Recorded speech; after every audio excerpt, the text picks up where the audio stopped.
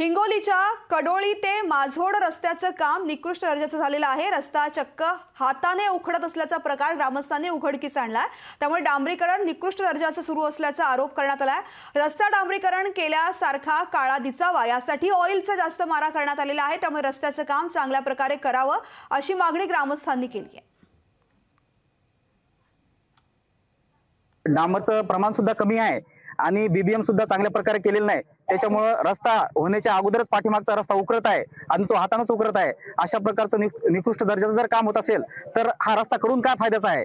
त्यामुळे गावकऱ्यांनी या ठिकाणी रोष व्यक्त केलेला आहे। सकाळपासून गावकरी इथे 150 ते 200 लोकसंख्येत जमलेली आहे आणि हे काम स्टॉप करून हे उर्वरित राहिलेलं काम आणि पाठीमागे जे काही खड्डे वगैरे पडलेले आहेत ते व्यवस्थितरित्या करून देण्याचं काम हे ठेकेदारांना गुत्तेदारांना करण्यात यावं आणि इंजिनियर सुद्धा यामध्ये चांगल्या प्रकारे लक्ष घालून याच्यामध्ये जी क्वालिटी आहे ती मेंटेन करण्याचं काम केलं पाहिजे। 1200 मीटरचा रोड आहे आणि या रोडमध्ये टोटल जे काम चालू आहे हे निकृष्ट दर्जाचं काम चालू आहे आणि 50 लाखाचं आहे। याचा कॉन्ट्रॅक्ट जे आहे ते 50 लाखाचं आहे।